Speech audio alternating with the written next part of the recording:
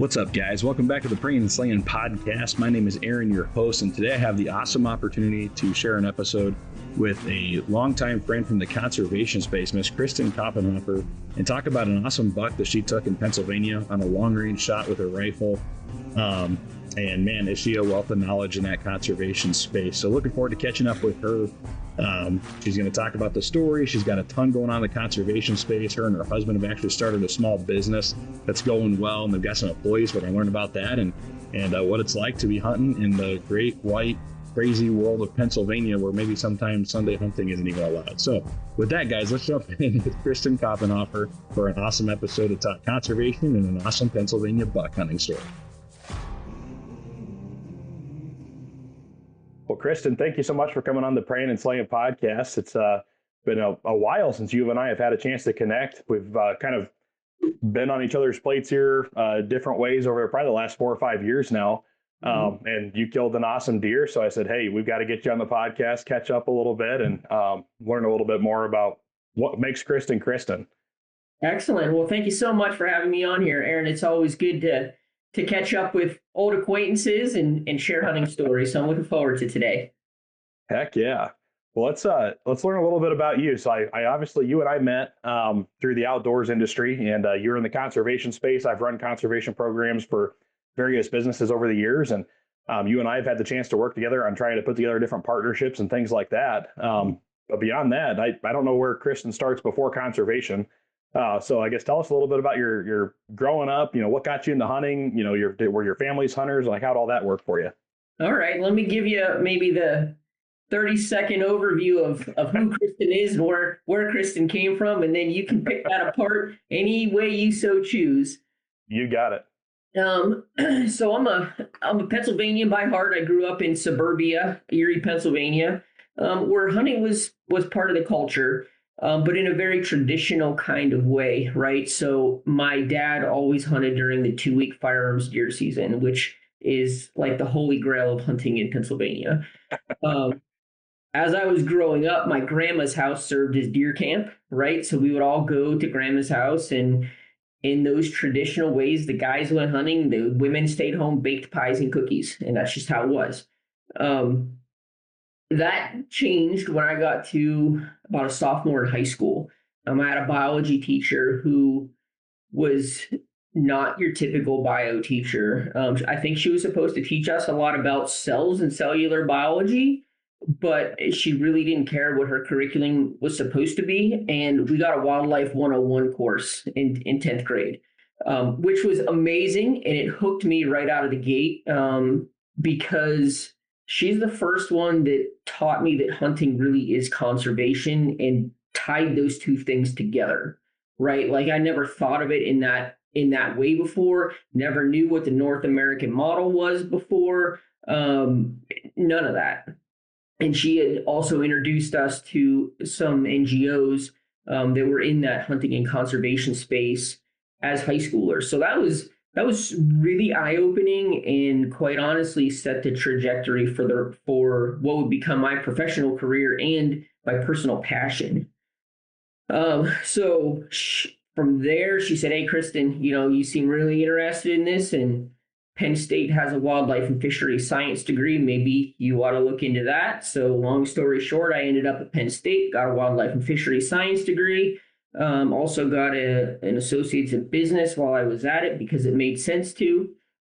Got to work in some pretty cool places like Yellowstone National Park. Ended up back in Pennsylvania working on the Allegheny National Forest, and then spent some time with some various NGOs doing a ton of habitat work and partnership work over the years, meeting some incredible people, doing some really fun hunts, and making a lot of memories. So that's the professional side of Kristen, right? And then, during all of this, as this was kind of unfolding, there's the personal side too, right? Like you just shared with me, you've got a new little gremlin in there, right? That just popped out, right. Which is always fun. Yep. And so I had 2 kids, and unfortunately, in 2016, I found myself widowed with a 6-year-old and an 8-year-old. And I thought to myself, man, like I got to figure out how to raise these kids, and I want to keep hunting and fishing, central to who they are and how they grow up. So I made sure that stayed relevant in their lives. Made sure that they stayed hunting and fishing because my husband and I thought that was important. And then, a little bit of time went by, and in 2018, opened my heart back up again and met the man who's now my husband. And funny story there, there was a Facebook group that was all about people that like to work out because they like to hunt hard, right? And they know that if you sit in a tree stand and eat Little Debbie snacks and you weigh 300 pounds, you're probably not going to hunt very hard. That's right. Right. So there was this guy who was standing there, and there's a picture of him holding elk back straps. And I thought, man, who is this guy? So that's the introduction there. Long story short, he moved from Wyoming to Pennsylvania. He's since adopted both kids. We're now married, and we decided we were going to be business owners, and we have an exterior cleaning, mobile fleet wash, and Christmas light installation business here in PA. That's been an adventure in and of itself. Get up and going and get off the ground, but it's working, and we've got some employees. And then, of course, in the midst of all this, I found myself sitting on the board of commissioners for the Pennsylvania Game Commission.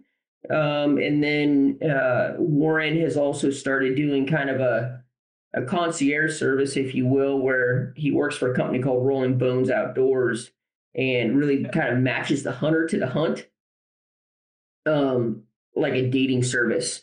It just says, hey, this is what you want to do. Here's how we can make it happen. And through that avenue, I got introduced to long range shooting. And then I think our conversation is going to go down that trail here in just a little bit. Holy crap. Where do I start on unpacking all that, man? That's why the thing I love most about this podcast is like, this is a direction I didn't really know it was going to go. But the more conversations I had, I'm like, let's just get to know people. Yeah. And then we're all hunters, right? So like when I go to a trade show, it's kind of but that was my thought process, I guess, is every time you go to a trade show, you shake someone's hand, you hand them a product. It's usually centered around, a product or a business, whatever. But you never fail to have hundreds and hundreds of conversations over a weekend with different people, various walks of life. And we're all there because we all love hunting. And then this is going to be an awesome one. I can already tell. So there's so much I just learned about you that I didn't know. Yeah, if you don't mind, I took a lot of notes. I'm going to start at the top and kind of work my way down here. So, yeah, let's do it, man. So the thing going from your background, the thing that I really picked up on that I related to a lot was when you talked about your biology teacher. And I love that a high school biology teacher took the opportunity to say, hey, like there's one thing, like you said, to have cellular biology and how things work and how living things operate and whatever. But at the end of the day, like the ecosystems that, the cellular level is one thing, but like that next level is your ecosystems and how things operate. We're out in the woods as hunters. We just watch the world come to life every day. We watch it go to bed every night. And it's just, we get to enjoy, I don't know, the way things are just supposed to be, the way they were created, how, and just watch the world work as if we never were there, except we get to sit in a tree or whatever your hunting method is and just watch it all work and become a part of it. And to have a teacher do that is really, really cool. And I think for me growing up, I never, my dad, he had a few like hunting stories from high school. Like he had some buddies that hunted in high school that he went with their families and things, but ultimately he wasn't a hunter. My grandpa had a couple hunting stories, but same thing. He was like around when Iowa had its very first ever deer season. And so his only hunting story he's got is from one of those first couple of years where you could go out and hunt a deer. And that was kind of a cool thing. But he'd talk about, riding his horse to and from country school and, bringing his gun with him and he'd shoot rabbits and whatever on the way home. And that's what they'd have for dinner. And, so I think that was like kind of the inspiration. But the first, I think, spark for me was where I had we always, in science class, we always had from like elementary school where we lived at Dallas County Conservation in Iowa there, they had a Keene Conservation Area was like this little natural area you could go out to, but they always had this guy, Chris, I can't remember his last name right now, but anyway, I'll never forget the guy, but burned in my brain is Chris, this big, giant, burly man, giant beard.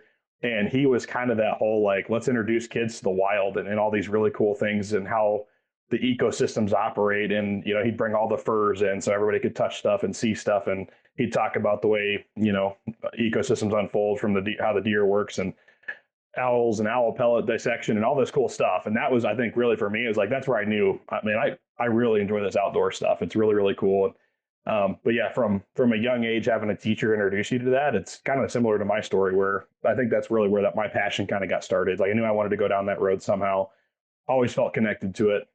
And things just kind of clicked, like you said, without having a background. Like, obviously you grew up in Erie, PA, and it is like Pennsylvania, in my mind, is like the hunting capital of the United States. Like, I think you guys have, and correct me if you know the numbers on here, but like 1 million+ hunters just in the state of PA for hunting licenses. We're down, like every state. I think we're at about 850,000 right now, but that's a lot of hunters.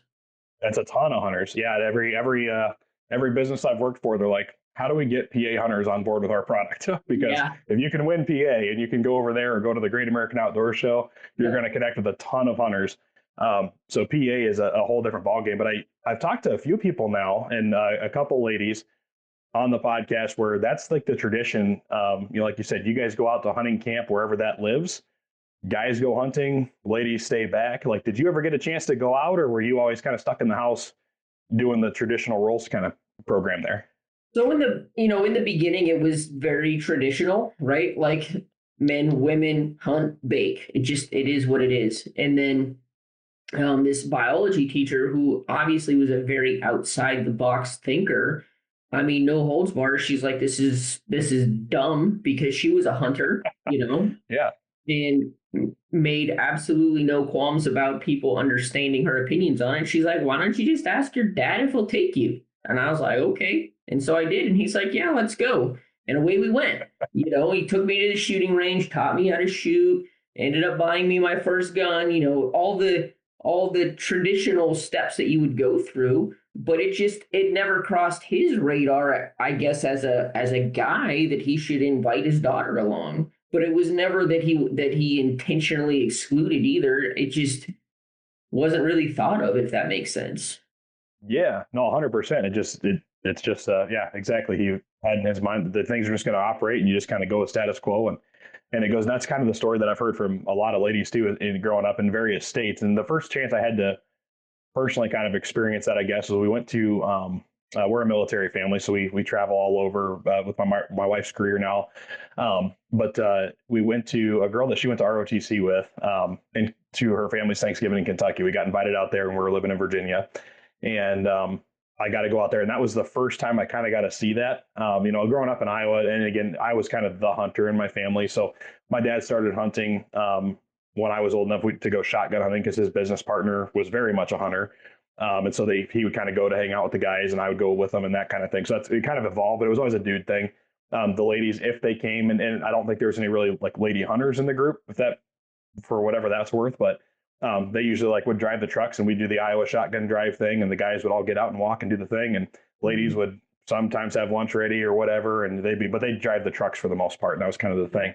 But when we went to Kentucky, I was 20 something, and I got to see that for the first time, where it was very much like the guy. We woke up Thanksgiving morning. The guys were like, or the dad of my wife's friend was like, "Hey man, like, you want to go rabbit hunting with us?" All the guys, every year we go out Thanksgiving morning, we do the rabbit hunt, and gals are going to stay back and cook and do that thing. And I'm like, "Yeah, let's go."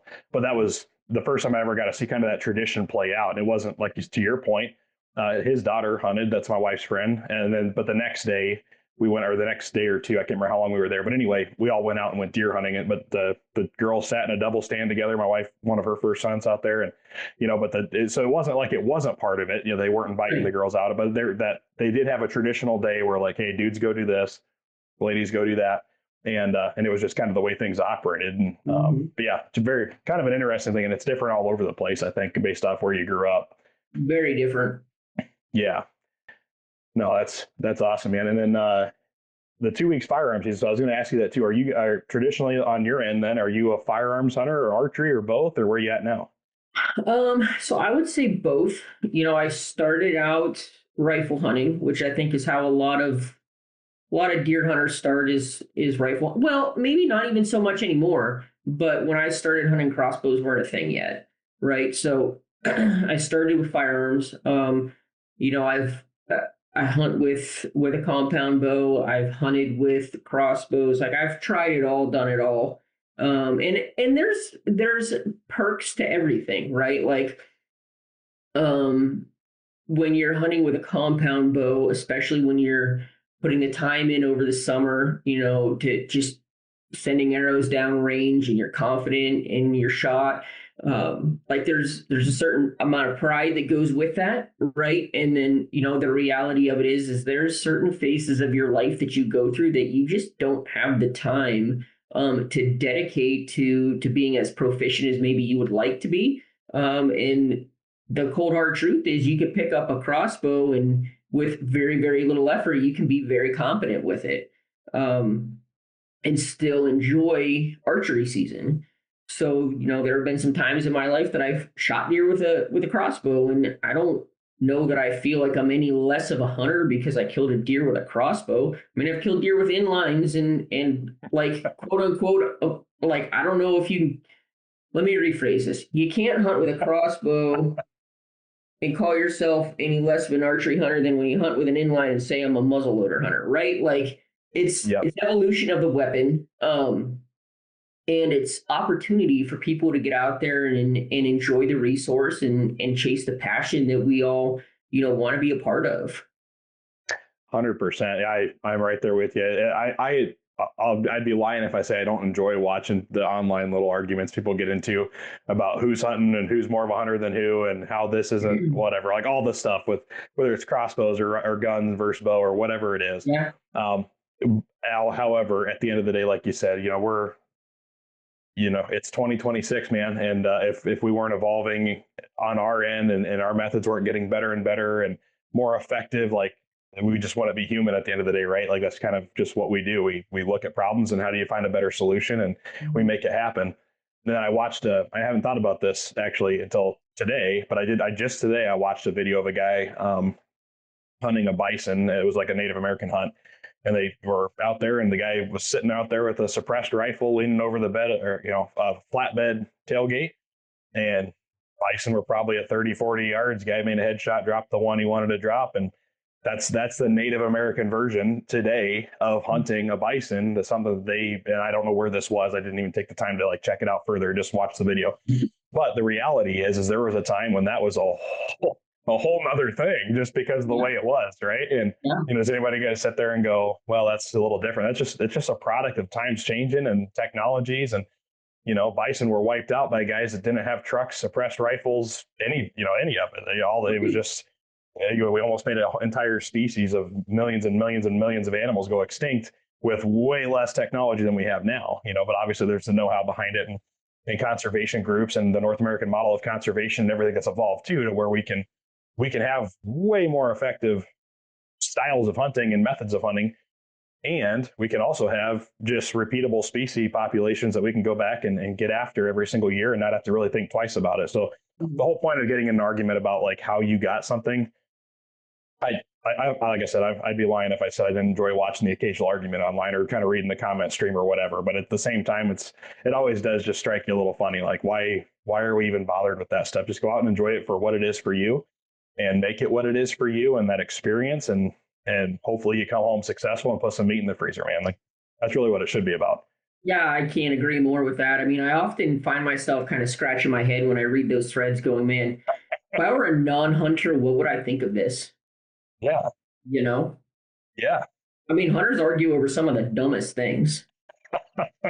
Yeah.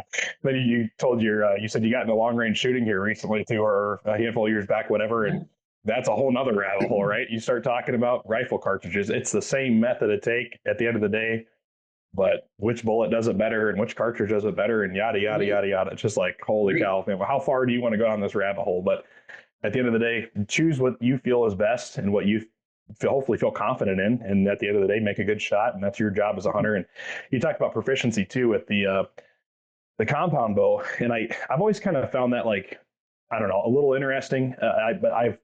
I started with a compound bow. That's kind of how I got into it at like 14, I think. I went and bought my first bow. My first deer ever was with a bow.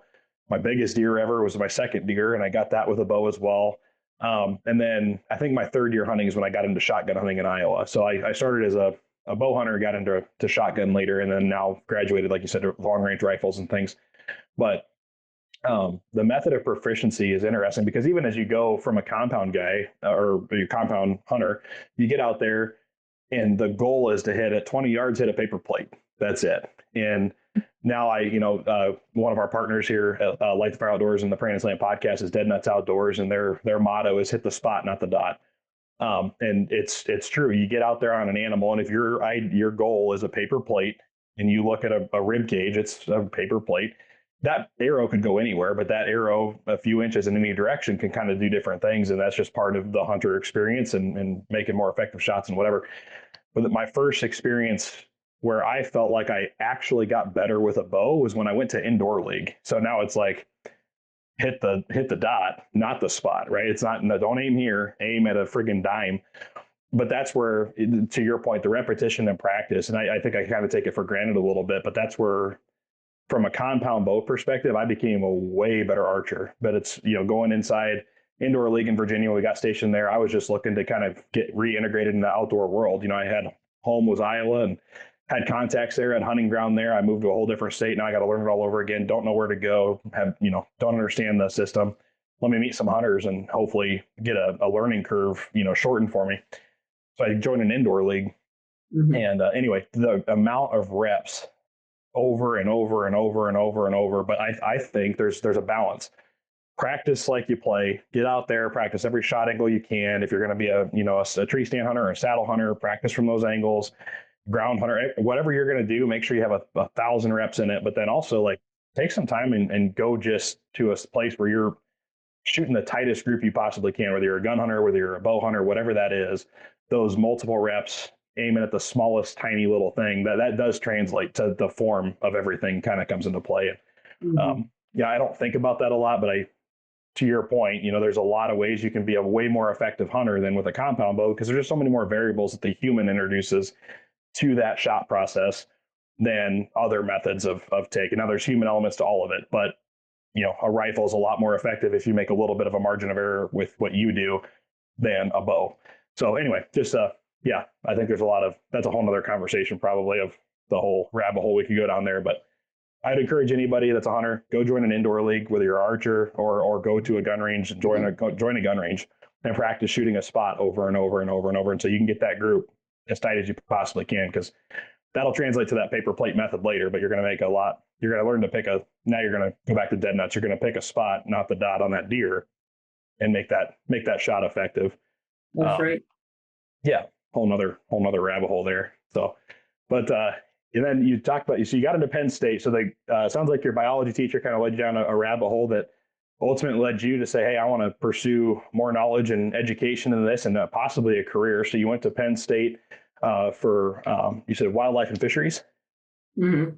Awesome. Very cool. And I went to college because I was young, dumb, and didn't know any better. And I had a girlfriend that said, if you don't go to college, I'm going to break up with you. If I'm being flat honest, that's what happened. So I went to college. I absolutely hated it. I was doing community college on the side while I was working full time, and I had like a 2.3 GPA or something. Like, didn't know you could drop classes to avoid getting an F in them. So I just quit going to a couple, and it was just a disaster. And then fast forward a little bit, I got a little smarter, ended up joining the military, kind of a life reset moment for me. My wife, I started dating my wife, or who's my wife now, and her dad was in the military and her brother was in the military, and she was on a path to join. And anyway, did that, went to basic training, came back, and I decided I wanted to use my GI Bill, but I'm like, what do I actually want to do? And I knew I loved hunting and fishing. I'm like, let's do something in the outdoors. Had a mentor in the space that told me, man, if you like hunting, I would push you like park ranger path, like, or go, if you want to work outside, maybe go to parks and natural resources versus, going down the park or the game warden game, because that's kind of where I was kicking around those ideas. And I'm glad I did. I went the parks and natural resources side, which is a little bit different than, fisheries and wildlife. Same probably amount of biology at the end of the day, but different focus. Like, hey, let's learn about all these things so we can be interpreters at the end of the day, or give speeches about it to a college class that comes in or whatever. Way less of, how do we manage habitat and manage things, and how do we manage human resources in wild places was really more of my game. Yeah. But I love that. So what was like, when you got into that, what was your vision? Like, did you know exactly what you wanted to get into? Did you have a career field in mind, or was it just like, hey, I love doing stuff outside. I love hunting. Like, let's kind of explore this path. So to be honest, I was not a model student in high school at all. And my parents were reasonably certain that I was going to fail out of college because I played the game called How Many Days in a Row Can I Skip in High School Without Caught? Right. So that was my level of commitment in high school.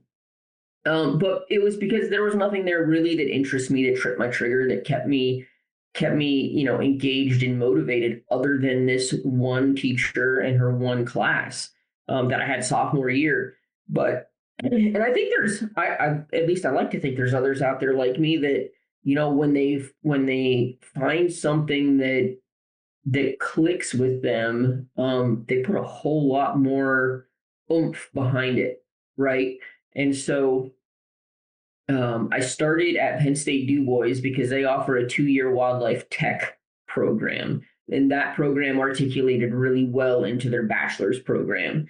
So I think that was like the soft launch that my parents said, "Hey, like let's give this one a shot because if you screw it up, at least we won't be screwing up too bad."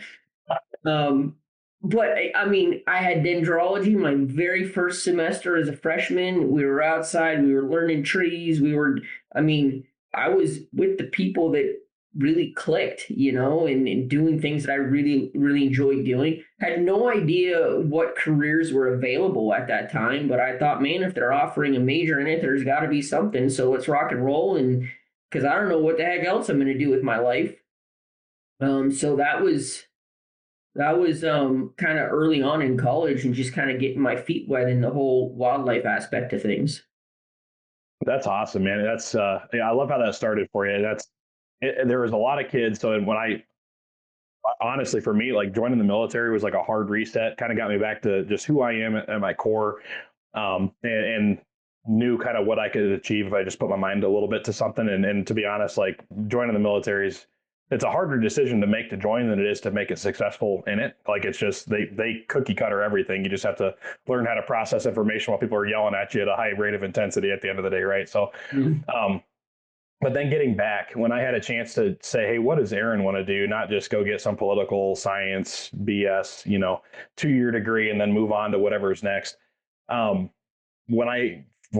Kirkwood Community College in Cedar Rapids, Iowa is where I went, and they had a Parks and Natural Resources degree, and that was just mind blowing to me. I was like, really? Like something that's right on?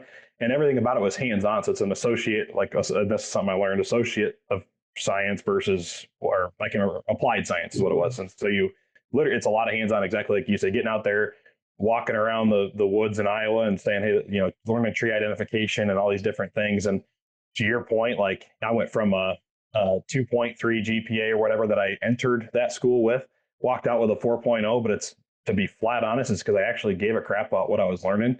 Yeah. I wanted to learn it. It was stuff I was already interested in. It was so easy. Like I remember like looking at guys that were getting bad grades and going, how do you like even struggle with this, dude? Like this is the easiest stuff you could possibly learn, but I think the level of give a crap was a little different, for some guys. And I was a little older at that time. I was 21 than all the 18-year-olds that were there fresh out of high school and all that. But even then, like, fast forwarding a few years and getting my first full-time park ranger gig in Virginia there.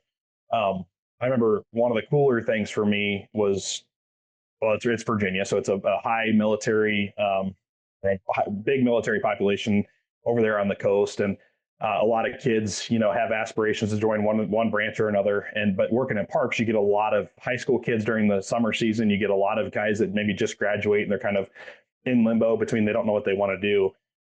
So, always coaching them. If they said they wanted to be a Marine, I'd try convincing them they needed to go to the Air Force instead. But if that didn't work, it's like, hey, don't go to college until you know what you want to go for, man, because it's just not worth it. You're going to spend a lot of money, waste a lot of time. And at the end of the day, like I just knew my experience. So I was like, try to go for something you want to be in. And yeah, I just, the applied or the Parks and Natural Resources program, I couldn't scream highly enough about. It was just such a cool thing. And everything you did was like just a little bit more advanced version of what you already like to go do for your hobby. And that was just the coolest thing. And now you can walk away with a degree in it. And then that's got its own, like you said, kind of your own career path and what different job opportunities there. It's super cool. And then did you say at the end, I missed a little bit. Did you say that you got a business degree on top of your parks or your fisheries and wildlife degree? Yeah, I tacked on. It was just an associate's degree, but I figured out the credits that I needed for it, and thought, since I still don't 100% know what it is that I want to do, you can't ever really go wrong with having a little bit of a business background. Yeah, no, 100%. That's really cool because that's when my first the park I worked at, because you had to have like an internship, or you got paid to do it, but you had to work at a park or work in a natural area or whatever it was in Iowa for part of this the associate degree that I got. And the park ranger at Palisades Kepler State Park in Iowa, he awesome dude, one of my mentors to this day for a lot of things, but he had an MBA, and he told me, man, if you want to get your bachelor's, is like kind of, you got anything you're ever going to need to know, honestly, in the outdoors world, or as far as how to kind of day-to-day operate a park, like you've already learned it, go get a business degree. Because he said, when you sit in my chair and I have guys like you out here running the day-to-day ops, and I've got to sit in the office and manage numbers and crunch budgets and all this stuff, he said, go get a business degree. Mm-hmm. So my bachelor's degree is in business as well. And that was cool to hear that piece, because I really think they marry together. But yeah, just like anything, if there's politics involved, there's money involved. Where there's money involved, there's a business involved. So, yeah, good combo there. So I thought that was kind of cool too, that you had your business degree in that. Well, and there's a lot. There's, like I said, I got more notes here, I think, than I know what to do. I don't leave myself enough paper to do this. So you got your business degree. Sounds like you had a crazy roll of life jumping after that, and then. If you don't mind kind of going to your life as it is now is kind of where I want to jump to. Yeah. And so you met your now husband, and there's a bunch of things that like connecting dots over here. So one, you said he was affiliated with and works with Rolling Bones Outfitters. Is that out of South Dakota? It is. Yep. Okay, awesome. I found out about those guys through a buddy of mine, Kenny Hendricks, and I didn't know. At the time I was in sales, so I was looking for dealers for different products and things, and found out about Rolling Bones Outfitters. And my first phone call to them, it threw me for a loop, because they weren't your traditional like pro shop, and they were talking to me more about like the outfitter side of things. And so I really didn't know exactly what they do. So I guess explain that a little more, if you don't mind. Like, sounds like a pretty cool system. So they connect hunters to whatever desire they have, and what do they do to kind of set a success path for them, or how does that work? Yeah, so it's a really interesting business model. There's a couple different kind of hunt concierge services, if you will, out there. But what I really like about this one is they have a book of vetted outfitters, right? Because anybody that's spent any time in this space and has hunted or knows people that have hunted have either had a terrible experience with an outfitter, or they know somebody that had a terrible experience with an outfitter, right? And it may not be that particular outfitter was a bad outfitter. It may just be that hunter had completely different expectations, right? So one of the things that I like about, they've got 400 some vetted outfitters, and then each one of those outfitters has kind of their little catalog. So if I looked at you and said, Aaron, what is it that you want to do? And you say, hey, like, I'd really like to, elk hunt. Okay. There's a number of different states where you can go elk hunting, right? You can do over the counter in a couple places. There's obviously trophy units that are going to take a lot of points and a lot of years of applying. And so what this catalog will do if you say to me, look, I get all that, but sometime in the next 5 years, I want to go and I want to kill a bull with my bow. Okay, so I'm going to take all those outfitters. I'm going to find the ones that have bull tags available within a 5-year window that we can start planning for. So boom, boom, boom, boom, that's going to knock a bunch of people out, right? And then from there, I can say, okay, what kind of hunt are you looking for? And you say, I want to go backcountry. I want to ride a horse in. I want to sleep on the ground in a wall tent, whatever. And put all those parameters in there, put a budget in there, and really kind of get that laser focus down to the outfitters that can meet that expectation that you have as a hunter. As opposed to you going to the Great American Outdoor Show, for instance, wandering up and down the halls, going home with a bag full of brochures and business cards from every outfitter that you stopped and talked to, and you go, man, like I don't even know where to start. So it really narrows all of that down and helps you get the experience that you want as a hunter. And for me, that's huge because I love experiences, but I don't know how to I wouldn't know who to hire to be a mountain lion guide or an antelope guide or anything like that, or even if I wanted to DIY antelope in Wyoming, how do I go about where can I go antelope hunting next year versus where would I need maybe 2 years worth of points. So all that stuff gets put into what's called your dashboard. And you put your credit card on file, say these are the animals I want to apply for in these states. They will handle that for you. You'll never miss a deadline application. And then you can, like I said, you can literally go through their catalog book and map out your hunts so that you have a hunt plan, from now for 10, 15 years from now and have an idea of where it is that you're going. So that when I saw that there was that level of really kind of white glove service to help people maximize the amount of time that they can spend having adventures, I was like, man, that is amazing. What a cool concept. No, that's incredible. Yeah. And I guess, being a military family here, like to know, even to have just that level up of education on where you're going next and what opportunities are there. And I'm just, it's probably a penny pincher part of me, to be honest. Like I'm more of a hey, let me figure it out and then try to do it myself kind of thing. And versus outfitters, that was a little bit more foreign to me. But then, because even going to Montana, it was like we got stationed there. I about did a backflip, but I have Onyx maps and very quickly learned that, Montana is just a place, to be flat honest. Like you could live there probably your whole life and never hunt you couldn't even try to hunt, I don't think, every piece of public land that's there. It's that different than Iowa, for example. It's like less than 2% of the state is public. And of that, like how much of it can you actually hunt? So a lot of it is private land hunting, and how do you navigate that system? And then to come here to Texas, sounds like if Rolling Bones doesn't, they need to figure it out. Get a Texas book of hunting, because it's same thing. Learned we were coming to Texas for this 1 year deal. We're down here, and I was like, cool, it's over hunting season. This is going to be awesome.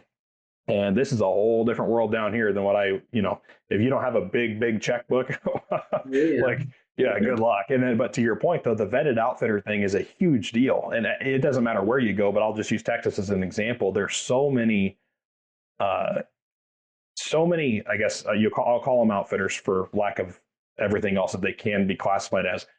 But there's so many outfitters. But then you look at you can join these Texas budget hunts or Texas whatever different forums on Facebook and get on there. And every day there's 20 people posting the same animal, and they've got these hunts available and yada yada yada.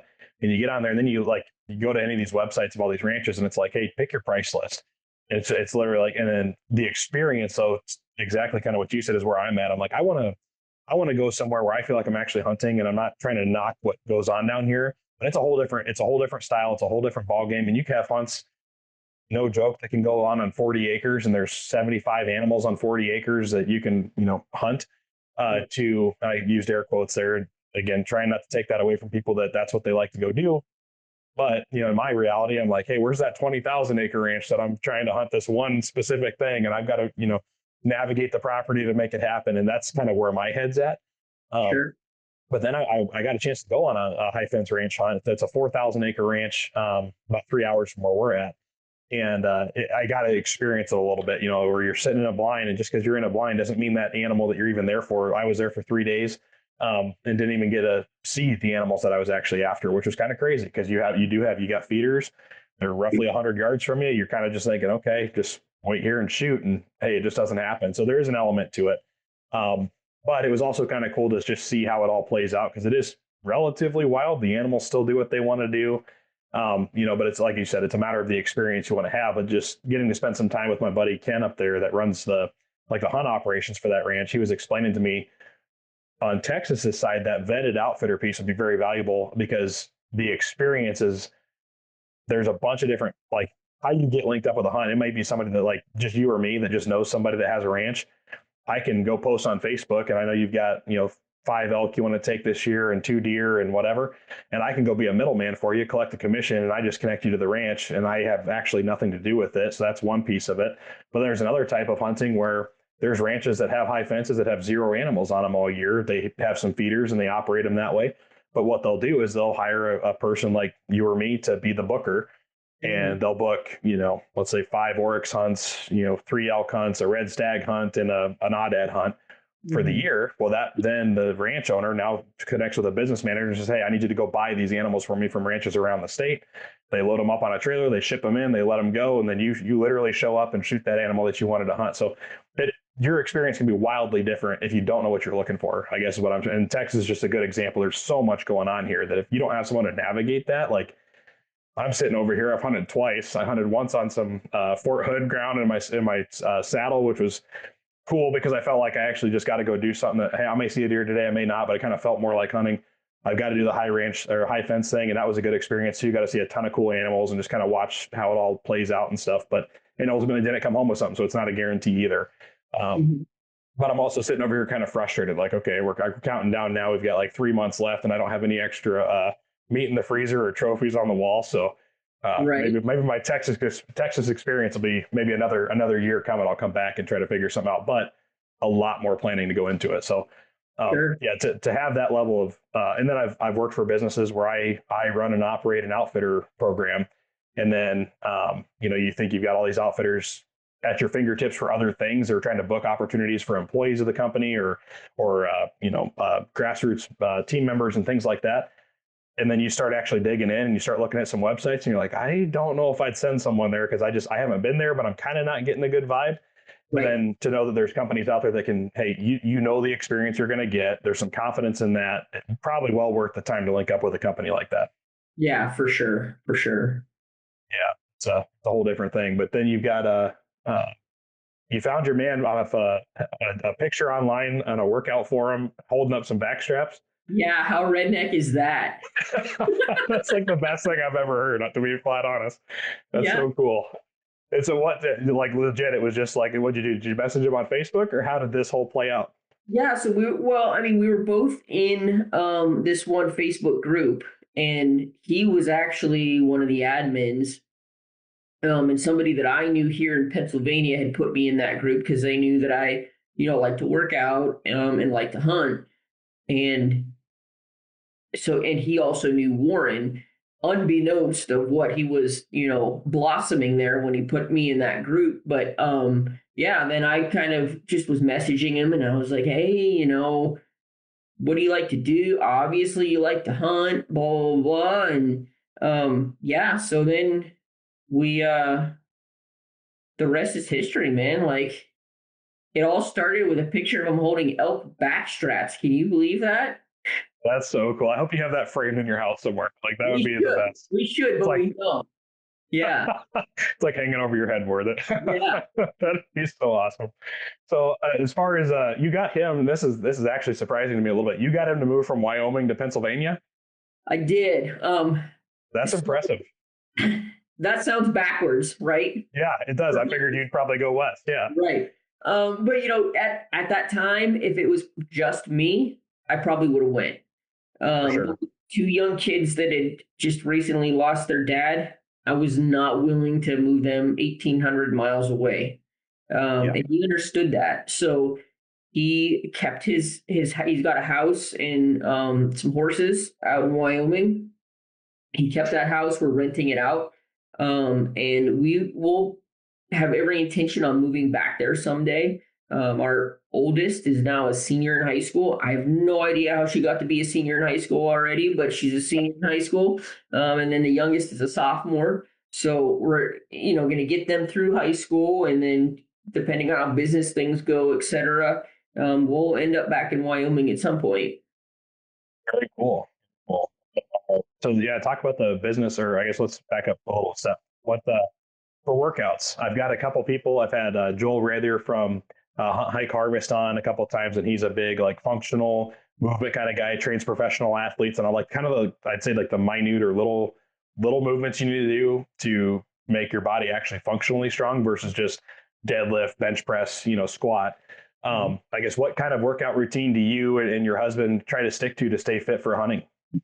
So this time of year when it is like the Arctic tundra in Pennsylvania and we don't like to get outside much because everything is white and frozen and cold, we belong to our local YMCA and we do spin class Monday, Wednesday, Friday. Okay. And ironically enough, our spin instructor is also our marketing and media guy for our business. And he's like a semi-pro biker, so he puts on just an absolute beatdown of a class at 5 a.m. every Monday, Wednesday, Friday. And then in between that, I found a program out there called Mountain Tough. I don't know if you've seen that program or not, but that program is absolutely fantastic. I cannot speak highly enough about that program. Love that program. I mean, there's so much in there from workouts to stretching to meditation to the spiritual side of things. Like they literally cover it all and they do it from a standpoint of, being functional in the mountains. Very cool. I had no idea it had, I guess, multiple layers or levels to it, like you said, spiritual, meditation, all that good stuff. Because I look at Mountain Tough and just generically off the top of my head, I'd say, okay, it's a CrossFit group, catered to the hunting community, and that's very ignorant of me because I have never really looked into it. I think actually, I take that back. I think I downloaded when I was in Montana. I did download. They had some like free workouts that they were posting on their Facebook pages, and I did download some of those, and I did a couple on base. Now that I think about it, they had some like ruck challenge thing where like you put a weighted pack and you graduate your weight and then you do like sprints and these different things with it. I do remember doing that, but beyond that, in my mind, it's always just been kind of like a CrossFit program. So to know that there's other layers out there too, that's actually really cool. Cause I think that's, the tailoring it all out, putting yourself out in the woods now or on the side of a mountain somewhere, like there's just as much of a spiritual and mental and everything else game that goes on out there or experience that goes on out there than just being able to, have the quads you need to get up the mountain. Right. It's, when the quads start burning, your brain turns on. It says, hey, I've got to keep going one more step. And then beyond that, then you achieve that first peak or whatever, and you get to the spot where you're going, all of a sudden your spiritual side kicks in and you're just taking it everything in and enjoying the experience. That's really neat. I didn't realize they had that many elements to it. Yeah. I've been on that program now for a couple years, and it has grown tremendously over the couple years that I've been in there. And they have everything from, like, if you don't even want to think about it, daily workouts that are, 30 to 45 minutes. It's a video and you follow along, to you can download a PDF and go to the gym and do your thing, and everything in between. So it literally, like, if you can't find something in there that will work for you, I don't know what to tell you. Maybe hunting's not for you. Maybe fit the hunt is not for you. Yeah, that's pretty cool. And then the business owner side, so obviously you're an entrepreneur. Like, how did that get kicked off? So you went down hey, let's get into the I guess outdoors industry or the outdoors world. Let's go to the wildlife fisheries sector, and now you're a business owner. Like, what led you to that path? Was that a combo with you and your husband, or was that one or the other, and the other one followed along, or how'd that work? Yeah, so that was one of those parameters of, if I'm going to leave my mountains and my elk hunting behind and move to Pennsylvania, nobody's going to tell me what I'm worth. I'm going to start my own business. And I was like, okay. So in my naive ways, I'm like, well, what could possibly go wrong with trying to, mesh this family thing together and start a business at the same time? It sounds like a great idea, right? Yeah. So somehow we made it through all that. Absolutely not all rainbows and unicorns. I cannot sit here and tell you it's been a smooth ride by any stretch of the imagination, but we have learned a lot. We've grown a ton. He worked for a county entity in Wyoming when he was there, did a lot of road maintenance, construction, stuff like that. And so he's a handy guy. He knows that, like, he can identify a problem and figure it out. So he said, look, when I get there, I'm just going to find a niche that needs filled, and I'm going to fill it. So he came here and realized that, in Pennsylvania, where it's hot and humid in the summertime, We have a lot of houses that turn green and grow moss on the roofs, and there's a very real need for house washing, roof treatments. There's also a need for mobile fleet washing. So that was kind of our two big avenues is exterior cleaning and mobile fleet washing. In the woods or on the water, it's the small details that dictate success or failure. A ruined diaphragm call or a lost fly isn't just a nuisance, it's a blown opportunity. You spend thousands on the hunt, don't lose it because you didn't protect your tools.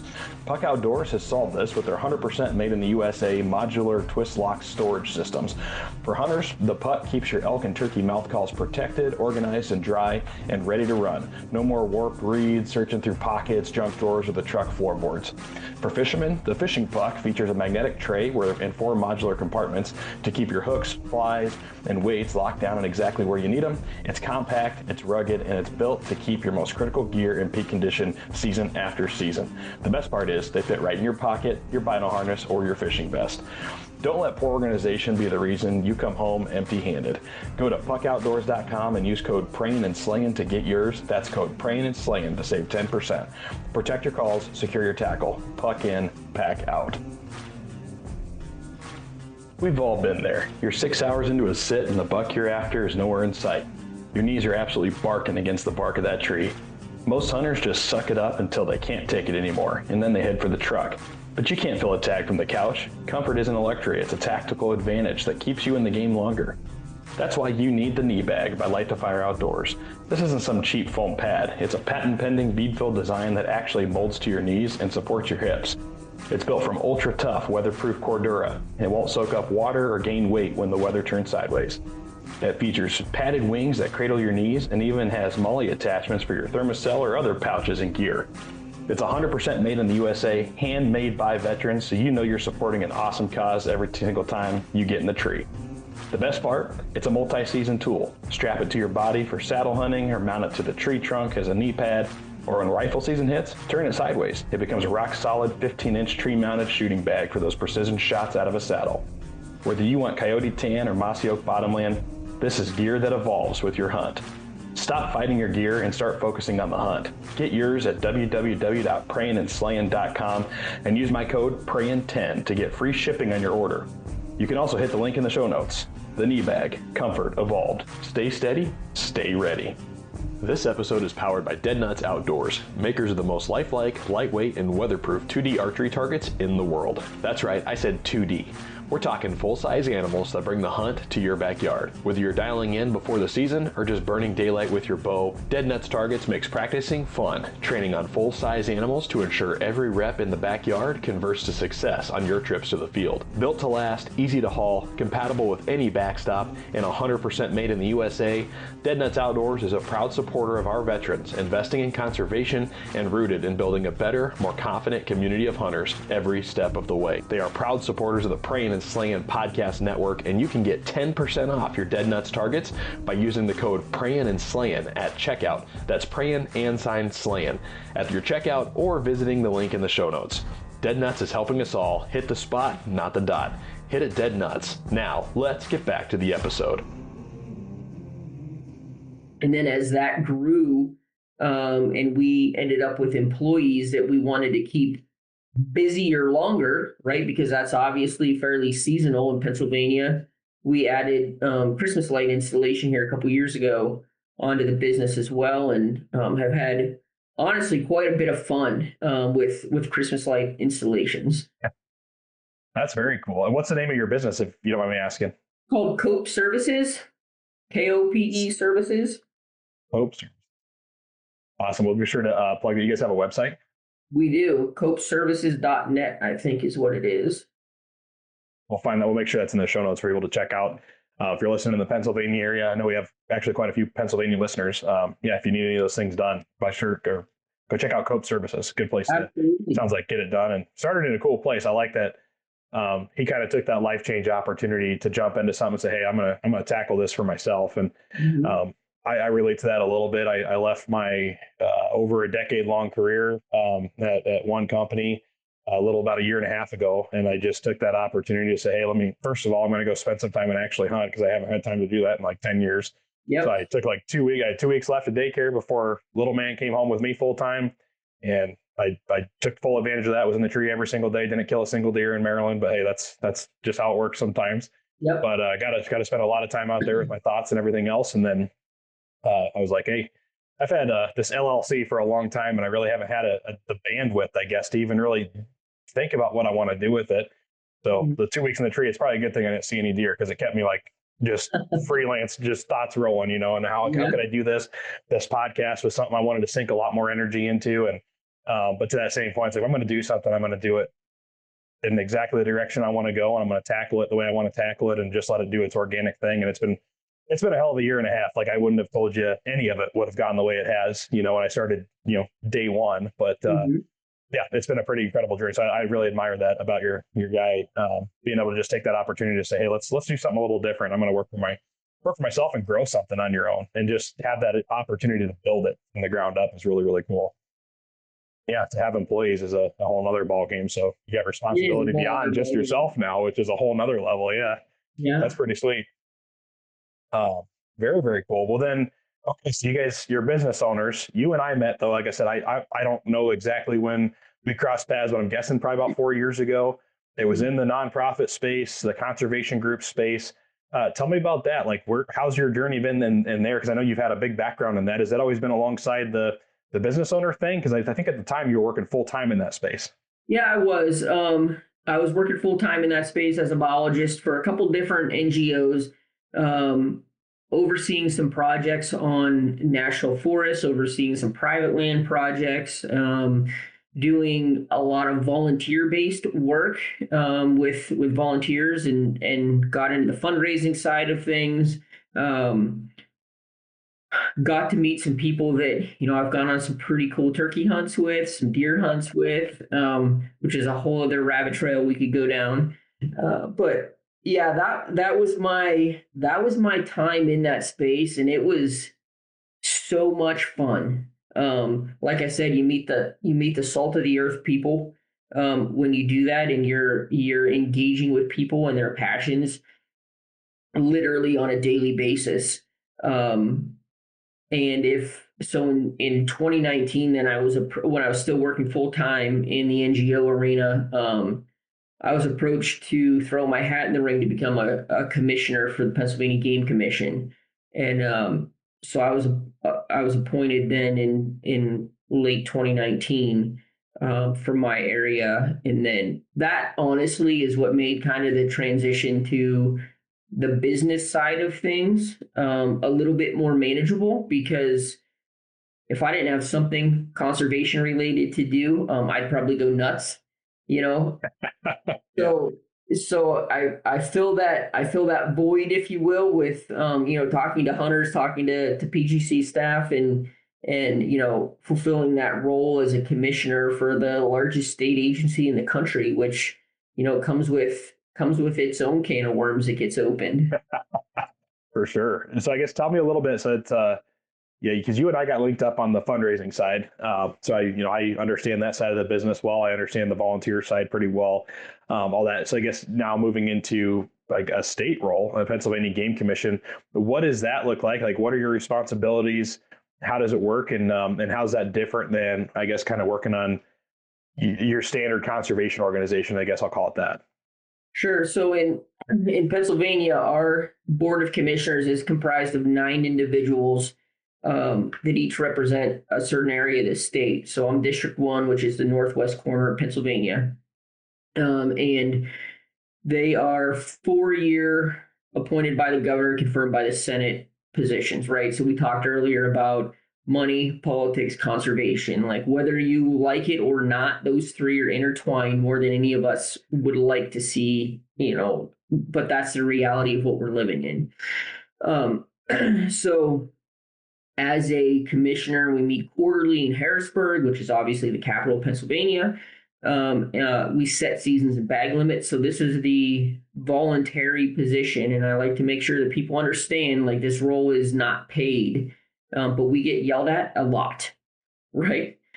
So folks that aren't happy about what day deer season opens in Pennsylvania, yell at me. Or people that love it, call me up and say, man, what a great opportunity. Thank you. And then just kind of balancing that dichotomy of hunters are passionate. I mean, there is absolutely no other way to put it. They're passionate. So that's kind of what I remind myself, because I talk to a lot of people all the time that are really, really happy or really, really mad about a certain decision, regulation that was put in place. And you just, at the end of the day, you got to take a step back and say, what can we do that will maximize opportunity for the most people that our resource can sustain, and go that route.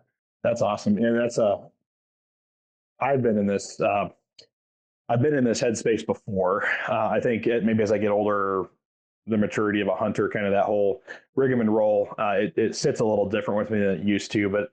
And I think there's probably a lot of hunters that relate to what I'm about to say, but like in your shoes, you're a person that people call when they don't like something, when they do like something, when, regulations that need to be changed, or maybe when they hear feedback, something might be coming down the pipe, there's an opportunity to get a hold of a representative or somebody that you can hopefully, pass the feedback along and maybe make a difference. Like, how effective, I'll ask a couple questions here. I guess, is there a demographic that you feel, and then by demographic, I'm specifically referring maybe to age range, and maybe you don't ask those questions. Is there a certain demographic of people, maybe probably age is what sticks out in my head, that you get calls from guys and gals that are 40 up, or maybe under 40, that care so much about what's going on. They've been in the system a long time. They know how things want to operate in Pennsylvania from a hunter's perspective. That is it more feedback from one side, maybe older generations or younger, or is it kind of a mixed bag on who you get feedback from? I would say it's kind of a mixed bag, with the understanding that, especially politically, people don't generally reach out when they're happy, right? Like, when was the last time that you called or emailed your senator or your rep and said, thanks for voting on blah? Never. Exactly. So that right there is why I take a lot of time when I'm out in the community. I had a circle of guys around me at the gym here a couple weeks ago, kind of going over some stuff that we had going on in Pennsylvania, and right before our voting meeting, and kind of wanted to hash some things out personally with guys that are hunters, right? Because the feedback that we get, whether it's emails or Facebook messages or whatever it happens to be, isn't always positive. And if I leaned all on the stuff that just came in organically, I'd be missing a lot. So finding different ways to engage with broader audiences is tricky but critical. Yeah, for sure. And then I guess on that note too, so are you guys, just to clarify, are you guys the ones that vote on the decisions, as the commissioners? Correct. And so that seems kind of cool, because you have, well, the commissioner, it's a government appointed position, you said, but it's also this, you said non-paid. Mm-hmm. So it's a non-paid position that, at the end of the day, you guys are all on team best opportunities for Pennsylvanians in the state of Pennsylvania, maximize those goals, maximize the opportunity, without probably a lot of influence outside of what your constituents, I guess I'll call them that, what the people in your district actually voice to you that they want one side or the other, which probably affects your vote. Obviously, weighed against the fact if you're sitting there on a wall that says, hey, where my back goes up against the wall is what's the best opportunity for people as a whole, regardless of what a few may think, which is kind of neat, I guess. So it is separate from, kind of some of those more, there's a lot of states that have things that are decided not with commissions like that it's very much what we'll call a politician, again, in air quotes, because that can mean different things, different places, but it's a politician making a decision that may or may not actually even be tied or have any relevant experience in that realm of the space. So I think it's kind of a cool system that you guys have. And I guess to that point, if you're a person calling, it seems like your impact might make a difference. And where I was going to, my next question was, I think there's a lot of people that, like you said, people don't call probably when things are going good. I'm exactly guilty of that. I don't think I've ever called a politician ever to say, hey, something's awesome. But I have called a handful of times about things that I didn't agree with, or maybe things I'd like to see changed or whatever. But the places I've done this has always been a politician you're talking to. So mixed bag of results there. But I think there's probably a people in my mind too, having gone through that experience, is does my voice actually matter? I know there's been some big flares in the world here recently in the outdoor space where people found out about some public land grabs that were coming down in some big omnibus bills, and thank God for social media in these cases, because people who do know and do pay attention and do have vested interest in these things can just spread that word like wildfire and then put out these movements for people to call and voice their opinions on something that maybe they wouldn't have. But do those phone calls make a difference, I guess is what I'll ask you. When you do hear from people, or those emails, do they land on your desk and make a difference in what you decide to do with the vote that you have? Yeah, so I would say yes and no, right? Like there are people specifically in Pennsylvania that are single issue people that I hear from regularly, and I'm not on board with what it is that they want to see. I think they're looking at it through a very narrow lens, and I don't think that their desires of what they're asking for is in the best interest of hunting in the future. So if you ask those guys, they're going to say our voices don't matter, it falls on deaf ears, nobody listens, right? One of my favorite stories when I get asked that question, a few years ago, I got an email from a gentleman that said, how come waterfowl hunting is not included in your mentored youth program? I don't know. That's a really good question. So I went back and asked senior staff, I said, how come we don't have waterfowl hunting in our mentored youth program? And they were like, well, because nobody's going to want to buy their kid a duck stamp and a migratory bird stamp. And I was like, well, what if a guy wants to buy that for his kid? Like, if he's okay with incurring that expense and he has the setup to do it, why wouldn't we allow that opportunity? And they were like, I don't know. So in the next meeting, we put it on the agenda, and that's part of our mentor youth program in Pennsylvania now. And that directly came from a guy that said, how come we can't do this? That's pretty amazing. And I kind of like the response even the board gave is like, nobody would want that. Well, like actually one person does. Apparently. And if one person, right, it may not dawn on somebody who's maybe not into that, right? But if that one person does, there's never an issue across all of humanity. And the Bible even says that, what's pretty much like whatever you struggle with is not uncommon to everybody. You're like, nobody suffers alone. Nobody goes through the same. You're all part of this human experience. Everything that you go through is the same for everybody else. But if one person cares about it, guarantee there's a whole can of worms behind that other people care about it. Just maybe that voice hasn't been heard yet. Mm-hmm. So doesn't hurt to give those phone calls. However, there's opportunities that, like to your point, I think that's a lot of, we can get into a whole other societal discussion on that one, but like everybody's got their own very narrow focus most of the time, right? If it doesn't matter to me, or if it's something I'm passionate about, and it doesn't change, or it does change, to me, I'm going to think maybe that was positive or negative. But at the end of the day, like what's best for the best amount of impact we can have for the state and the opportunities for everybody. And everybody's passions are different. Again, go back to the Facebook thing earlier, right? Like what matters to bow hunters doesn't matter to gun hunters, and vice versa. And they're going to be mad about it either way. So, yeah, I love that story. That's really cool because, when the response is, well, nobody's going to care about that. Well, it's like we literally got a phone call. So one person cares, which means more people care. And it was an issue that you're like, actually, why don't we do that? A head scratcher moment that just hadn't been thought of before. So if you got unique ideas or see something in your state and you have opportunities to call people like Kristen, but by all means do it. Pass those ideas up, because that's how things do get initiated sometimes. Absolutely. Similar, I guess, on kind of the similar note, Montana, when I moved there, I was working for a bow camera company, and for film or video recorder. Anyway, video devices were not allowed on firearms or archery equipment, or just archery equipment. I think you could do it on firearms. Anyway, but yeah, I went down to the local Fish and Wildlife office. I brought my camera in my hand and I said, hey, I read this in the regs. I just moved here. Like, here's this device. Here's how it works. Here's exactly how it mounts on my bow. I brought my bow with me. Just curious, is this actually not kosher, or because it kind of falls under this blanket statement here? And they all looked at it, and within that season, I think, and I'm not saying it was just me. I know there was other people that were doing phone calls and things like that, but just the opportunity to show something in person too, or bring an idea to really just explain hey, this is a niche thing that doesn't really affect the negative side. I know that you guys are probably trying to prevent here, but it also expands the opportunity for XYZ reasons. And that year they just wrote an exception. That's all they had to do is just review it, and it didn't have to change a law. They just wrote an exception in the regs and called it a day, and it literally changed within a season. So yeah, voices do matter. Just make sure you're putting it out there, and also be open-minded to the fact that your expectation and vision for what's going on in the outdoors world isn't the only vision or expectation that needs to be met. So yeah, good stuff there. Anything you want to share on the working for the NGO side? I know you've worked for a handful or had the opportunity to make impacts on a handful. What was your favorite thing you've had the chance to do in the NGO space besides maybe going on the hunts? So I did a grassland restoration project on the Allegheny National Forest, and I remember my supervisor telling me, you got to find a way to get some media attention on this, kind of tell the story. And I looked at him and I said, nobody cares about grass growing.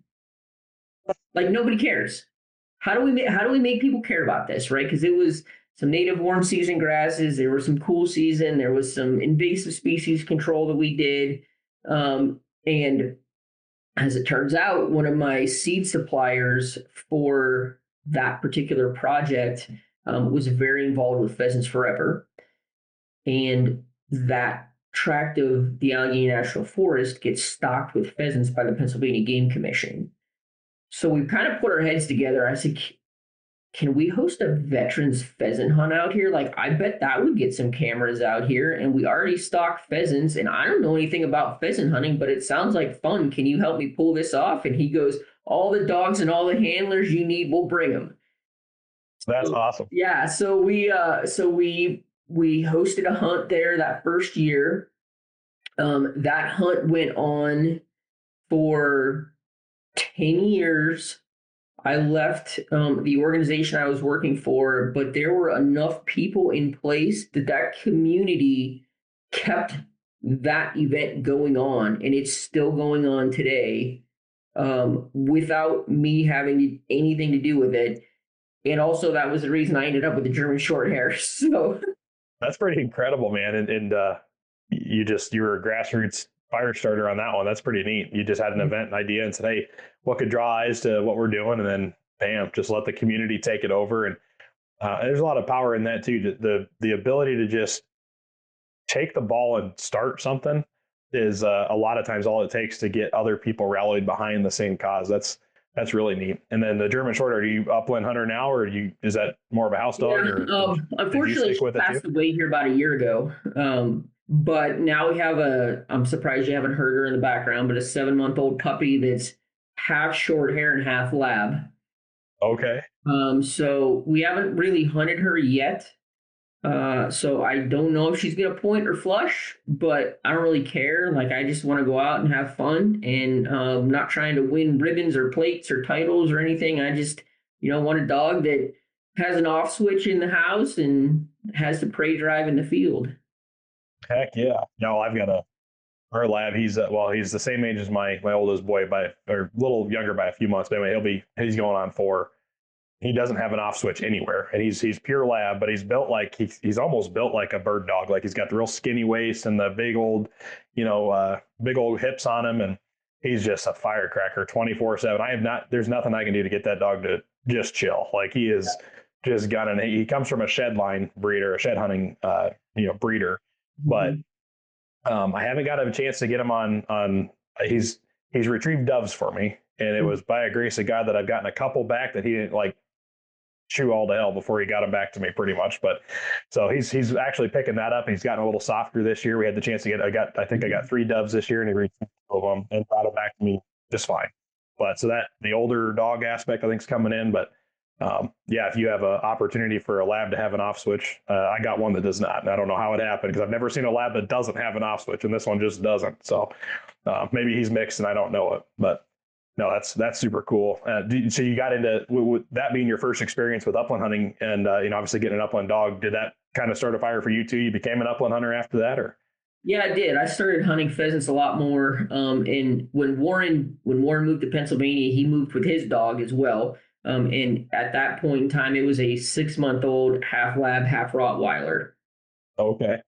So that was a terrorist with a tail, and that dog learned how to hunt pheasants from my short hair, and he will actually lock up on point and then flush the bird. So Really? it's a really unique kind of hunt. And so it'll, like I said, it'll be interesting. He's 8 now, so he's getting older. But if we can get out and get him on birds with this new pup, it'll be an interesting dynamic to see see how that shakes out. That's pretty neat that he picked up and then to lock or lock up and flush. Because that's I bought a lab. I had a English setter, and the problem I had with her was keeping her within range. So she would point, but she was more gung ho just about running around, and so she would inevitably flush things if she had a hot wind. I went out hunting.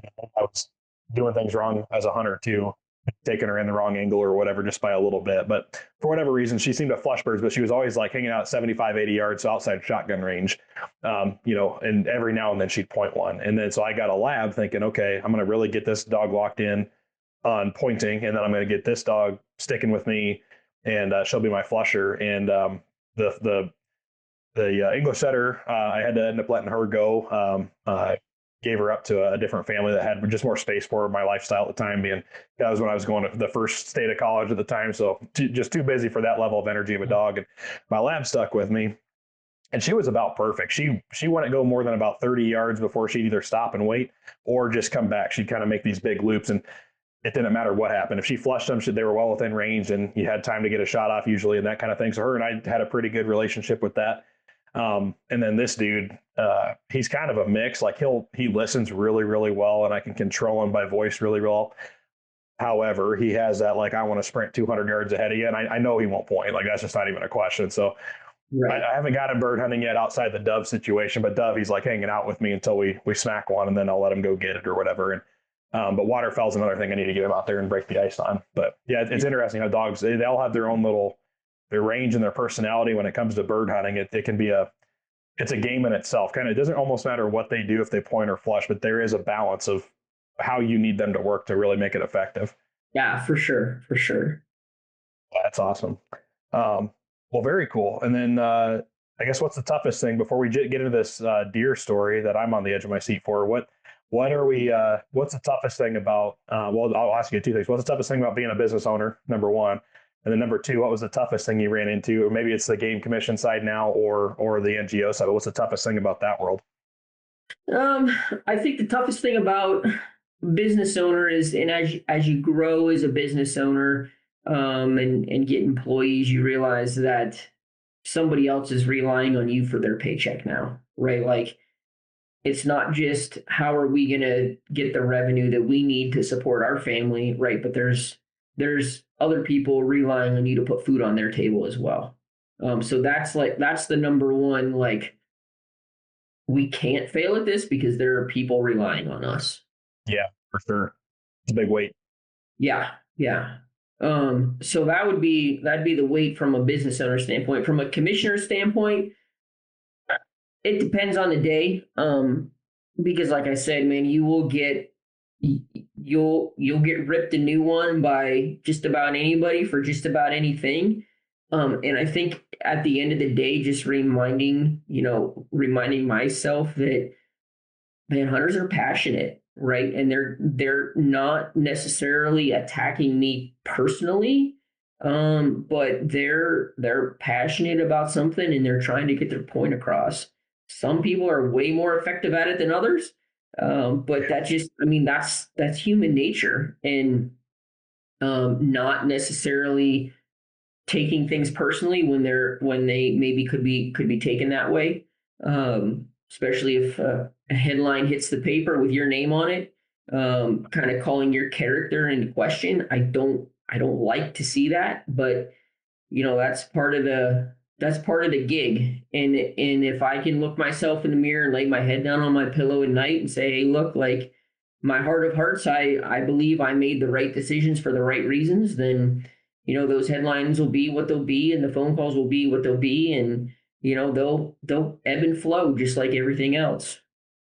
Yeah, 100%. No, I love that. And it's, there's definitely an art to being able to set aside the personal stuff when people are passionate on the other end of a phone or an email or or a newspaper article. I haven't experienced that one yet, but I've been on the phone calls and email side of things that are tough just in business, I guess. And yeah, it's being able to navigate what the core is to whatever they're doing compared to the personal stuff that's coming out or the emotional side of things that's coming out.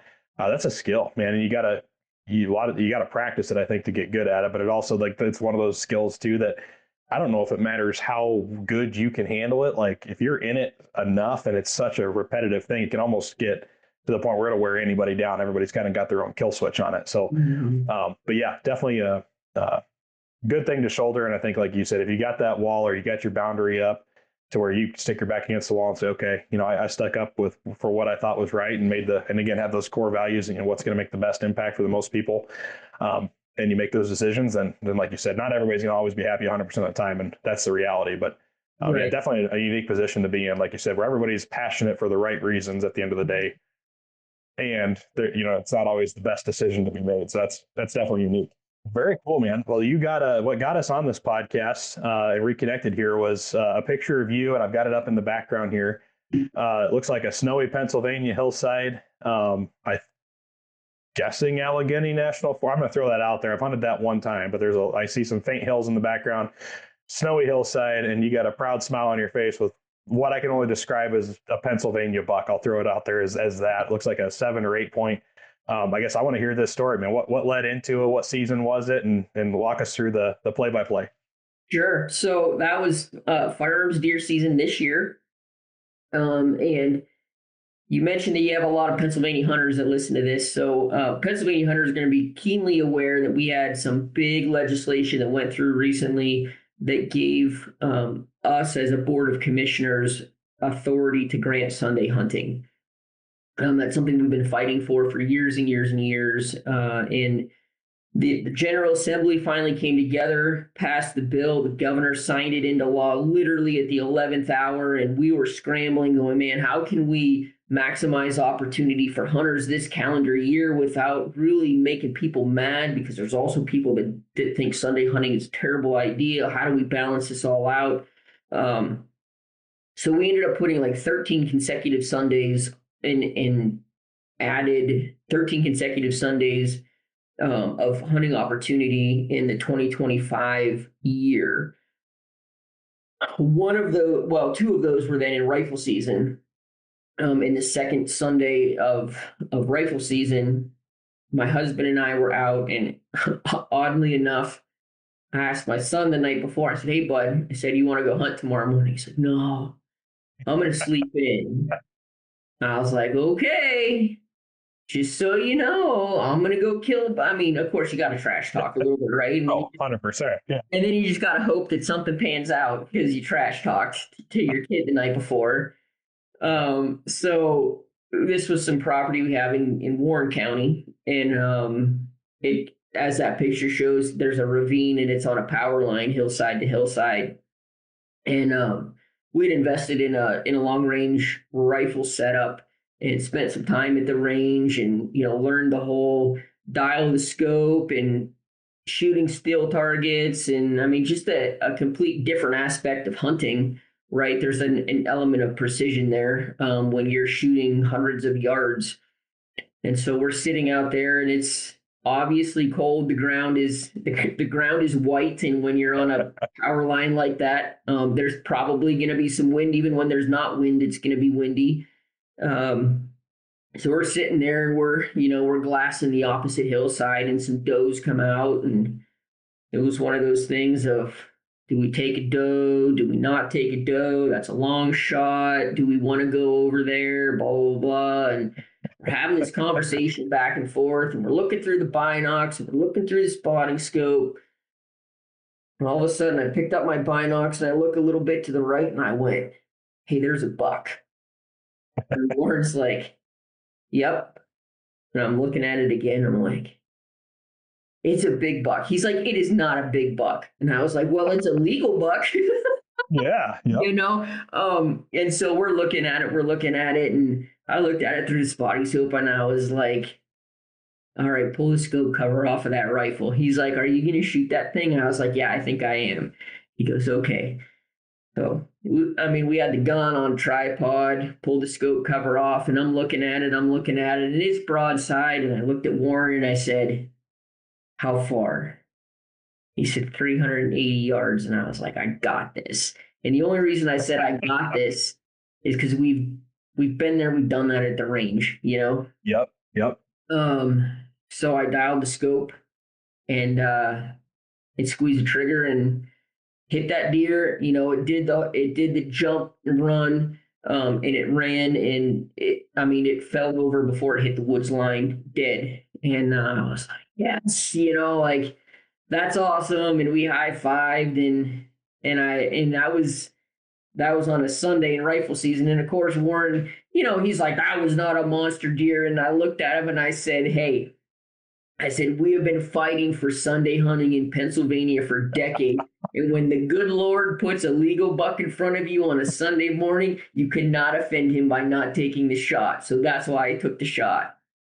Heck yeah. So then we went over and, well, as we're standing there talking, some other does come up a little bit higher on the hillside. And of course, when you invest in a long range setup, then it's like who takes the longest shot, right? But you remaining ethical in the process. And I looked at him and I said, you're not going to take my long shot record away from me now, are you? He said, no. He said, let's go get your buck. So we went down and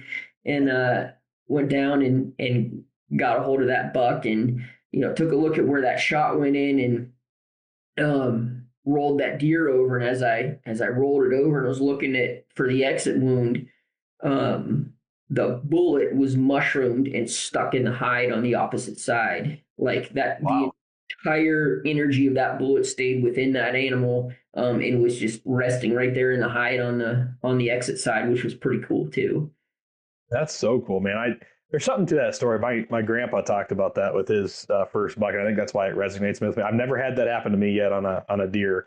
I've found them actually I had a crazy one, but yeah, my grandpa, his was with a cap and ball musket, kind of, or a cap and ball muzzle loader, that he went and he shot a deer with, and he talks about the ball being just on the opposite side in the hide, and so that's always I wanted to see that sometime. But I've never actually had the chance to. What caliber were you shooting to where that bullet stayed inside there 380 yards? It was a 6mm. Okay. Read more? Or? Plain old 6. Oh, okay. Awesome. Very cool. And so it's super fast, super flat shooting, and we have a suppressor on it. And I'll tell you what, I never want to shoot a rifle without a suppressor ever again. You know, it's just... Yeah. When you can stay in the scope and you know watch that bullet. My daughter shot a deer 2 years ago now with it, and as soon as she shot, she goes, I watched that bullet hit. Right. So at that time she was 16, and a 16-year-old girl stayed in the scope and watched it hit. She knew it was a good hit, and talk about a major confidence booster. Yeah, that's incredible, man. I'm right there with you. I got my suppressor last year or 2 years ago when we were in Maryland is when I got my first one. And I haven't had a chance to go hunting with it yet, but taking it even to the range, it's the same thing. It's just like, why would you ever not want to have that can on there now with it from a noise perspective, a recoil perspective, just all of it. You know, on my guns, I shoot off bags, so a little bit more jumpy. They'll still jump a little bit. And you kind of, depending on how far the shot is, sometimes you can land on there and see the bullet trace come in. But, you know, I'm shooting a 6.5 by 300 is my fast gun. And then I've got a 6.5 PRC, so it's still fast. But the 6.5 PRC is usually the one I'll end up watching that bullet arc in on at different ranges. But yeah, it's incredible. Now I've got the little guy with me, right? And he goes with me to the range, and you know, he brings his gun to hunt iguanas. It's like his favorite thing to watch ever is YouTube iguana hunting. So anyway, he brings that out there, and that's what he does. But just having that confidence too as a dad to know it's like, I'm not out here like, you know, as even a grown adult, man, like a gun goes off and you feel like compression through your chest and all of it, like it'll make even an experienced shooter jumpy sometimes. So to have a little dude there that can sit in the chair behind me safely and also not get jumpy and not be nervous around the gun. It's just kind of a cool thing. And I have a lot more confidence just in that aspect. You know, number one as a shooter, because like you said, it's a lot more steady. There's a lot of benefits to it. But then, getting somebody into hunting, I can imagine just how much shorter that curve is going to be for him to get into shooting and shoot well. Because for me, my self-taught shooter, I guess. I grew up shooting 12 gauge slugs is where I got into deer hunting. And depending on the combo or ported barrel, not ported barrel, whatever, it's really, really loud and it has a good amount of recoil. So you just have to train yourself to deal with abuse to stay as steady as you can. That's actually where I started shooting off backpacks, because I noticed when I held guns, I inevitably flinch. So I forced myself to just take the punishment, but like just pull through the trigger and shoot a shotgun a little bit like a rifle, not knowing what I didn't know then, but it translates now is if you can deal with punishment, you can shoot any gun well. But to take all those punishment aspects away, I think it's only a benefit for everybody. Plus, it saves your hearing, and the deer act different too. When a suppressed rifle goes off, a lot of times there's an opportunity for a follow-on shot versus every deer in that area just busting the hillside and getting out of there. And you talked about does coming in after you'd already shot your buck. So I'm guessing there's probably an element to that too, where that softened noise going out in different, a broader area just helped that situation play out a little calmer. What's at the range? I got to ask you. I forgot you had mentioned that the long range shooting aspect at the beginning of the podcast. What's your longest shot you've put out in steel? So the club that we go to has steel out to 500. Okay. So at some point, I'd like to go out past that, but I don't have a place to go out past that right now. Yeah, the club I'm right here in Texas is 500 as well, and I try to get out there and stretch it out as much as I can. But I would, for you specifically, but anybody listening, I would highly recommend, if you shoot rifles, go to there's a ton of great ones. The ones I've been to are run by Outdoor Solutions. They also have kind of like Rolling Bones. They've got a similar like a portfolio of outfitters that they vet, and I don't know what the level of detail. I've never explored that side of what they do. But same thing, Lincoln Hunters Up with Reputable Outfitters is one part of their business, but they have a series of long range shooting schools that they do in several different states. So you can go out west to Utah. They may do one in Idaho, but Utah for sure. Texas, they have 2 or 3, and they've just opened a new one in Oklahoma.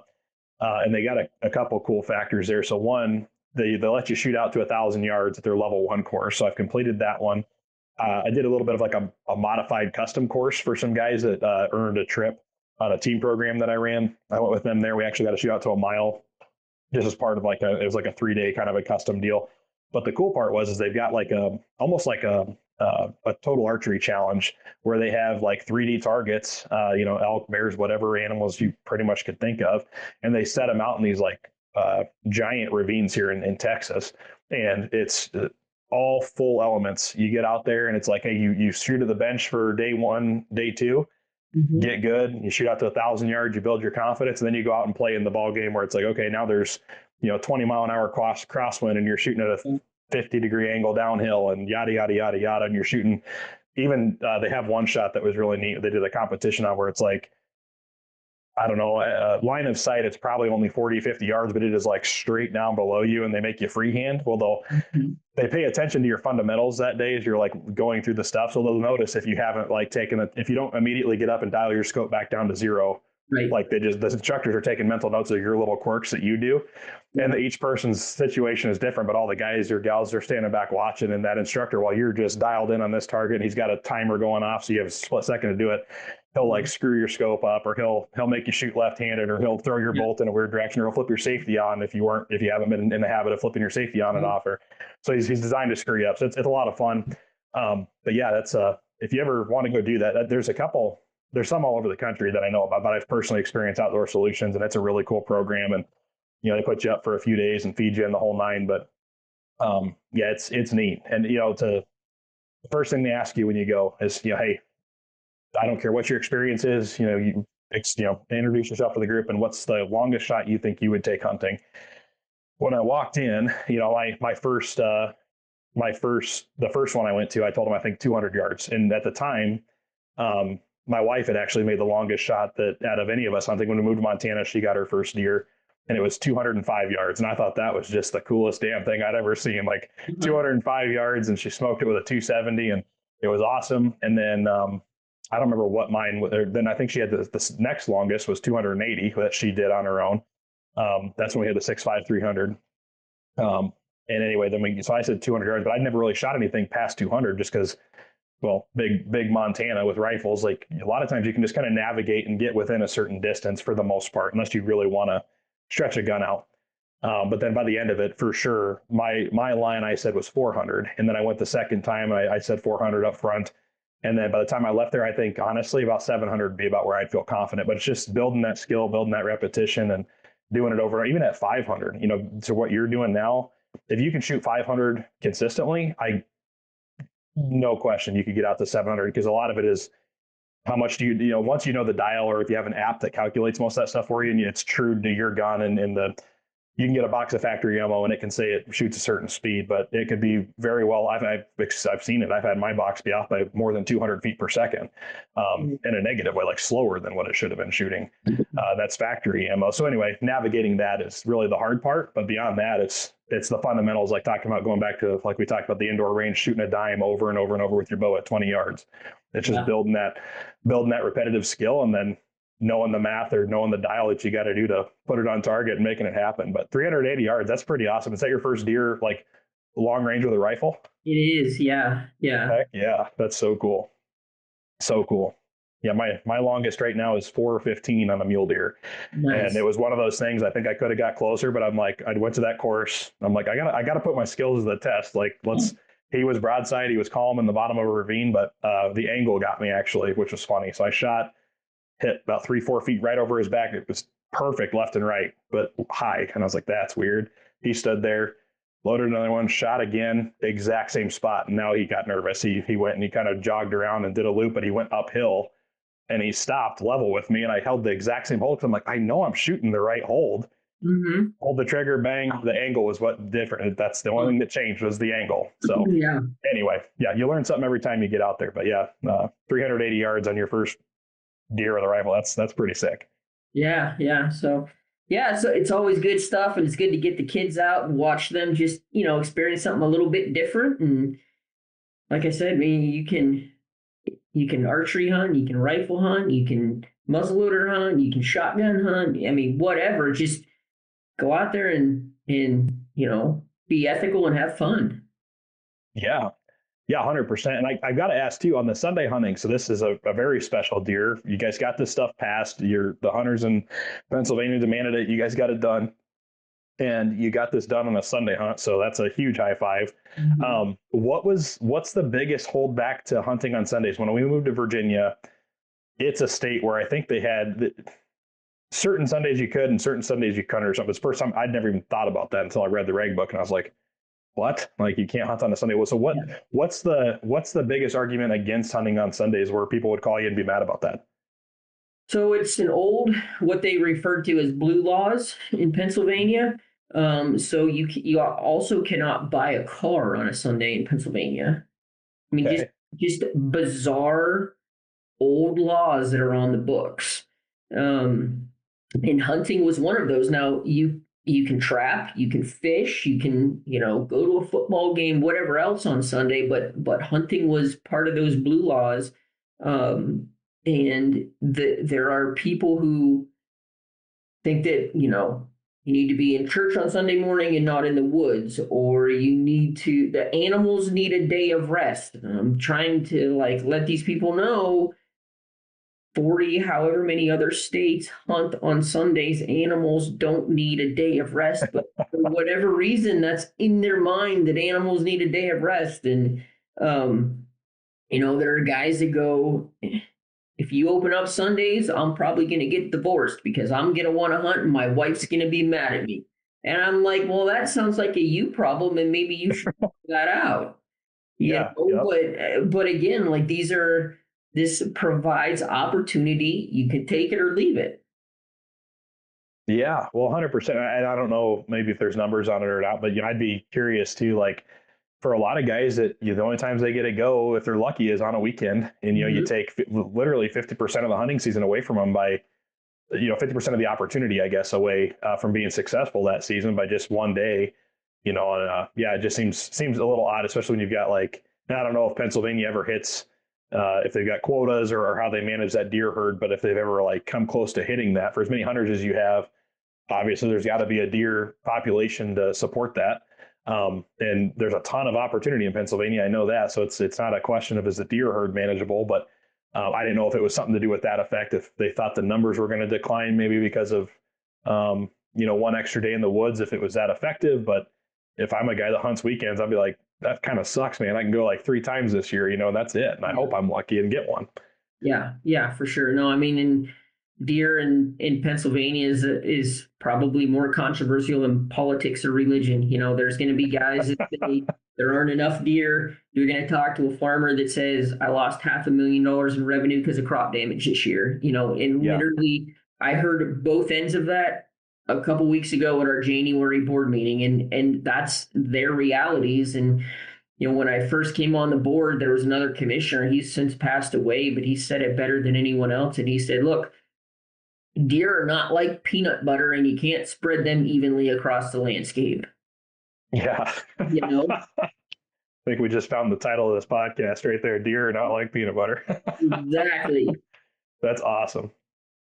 I'm going to take a note on that one real quick. That's a great way to describe it, though, because they're not evenly distributed. And any landscape that any animal lives in, they're not evenly distributed because there's a certain amount of habitat and it holds a certain amount of animals. And the next pocket over could be a few miles in some cases, or that guy's cornfield, man, he might have the one food source that's easy, for him with being a crop field for hundreds and hundreds of deer, and it just tears them up. You can't kill them fast enough. So that's wild. And I think it's super cool. You guys got that done, and Sunday you can hunt out there now.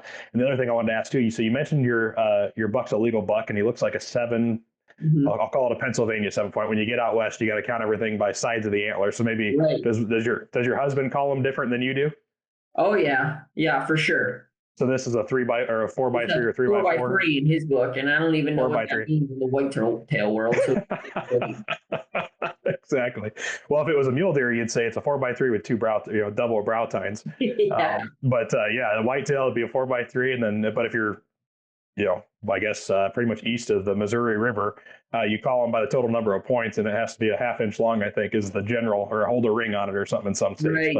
Right. So it looks like a Pennsylvania 7-point, a 4x3. If you're a Western guy listening, so you mentioned he was legal. What makes him legal where you were at? So we have antler point restrictions in different parts of the state, and he needed 3 up in the area that I was hunting. Okay. So just he could have a spike on one side and a branched antler on the other, and that would have been a legal buck? So 3 up, like not including the brow tine. Oh, gotcha. Okay. So if he favored his 3-point side, he wouldn't have been a legal buck. Correct. But he had 3 on one side that are off the main beam. Okay. So G1, G2, G3. Yeah. Okay. Awesome. Very cool. Well, I look at that picture. I'm like, that's just a flat out if I was going to hunt Pennsylvania, that'd be the buck I'm looking for.